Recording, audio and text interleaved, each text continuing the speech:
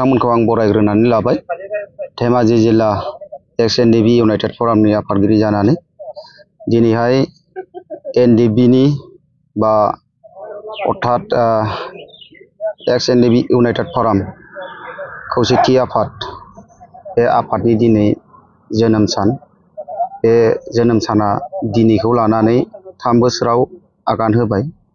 बे 3 बोसोरनिनो दिनैनि दिनावहाय इउनाइटेड फराम जोनोम जादोंमोन, अर्थात खौसेथि बर' आफाद बेयो जोनोम जादोंमोन दिनैनि दिनावनो।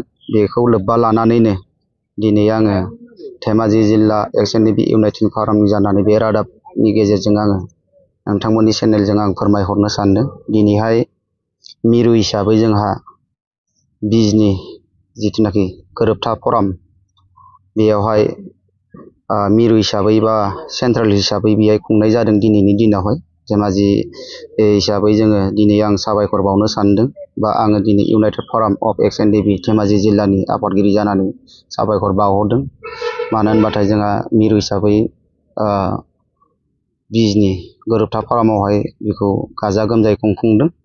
दा आं दिनै धेमाजि जिल्लानि जानानै बे रादाब बिबुंनि बा बे रादाबनि गेजेरजोंनो आङो फोरमायहरनो सानदों। दिनै आङो जोनोम सानखौ लोब्बा लानानै बेवहाय थानाय जोंनि गासैबो गगामुगथु धेमाजि आरो जोंनि मावथि सोद्रोमाफोरनिसिम आङो साबायखर बावदों, आरो रायजो राजाफोरनोबो आं मिथिहोनाय जादों बे रादाबनि गेजेरजोंनो। दिनै एक्स-एन-डि-बि इउनाइटेड फरामनि जोनोम सान, बे जोनोम सानखौ लोब्बा लानानैनो आं नोंथांमोननि सिगाङावहाय जोंनि एन-डि-बिनि जि मावथांखि बा जोंनि मावनो गोनां प्लान एन्ड पलिसि आरो बा जोंनि माखासे थांखि बिथांखिफोरखौ जोङो सिगाङाव दोननानै जोङो खामानि मावनो जों जेब्लाबो थियारि दङ, आरो जोङो आफादनि जिथुनाखि जोंनि थांखि बिथांखि दङ बेखौ जोङो अरायसम जोङो सिगाङाव दोननानै मावबाय थागोन। आरो जोङो गासै जोङो बर' रायजो राजाफोरनि गेजेराव जोङो मोजां मोनसे जोङो मेसेज लानानै जोङो मावलांनो हाबाय थागोनखौ आङो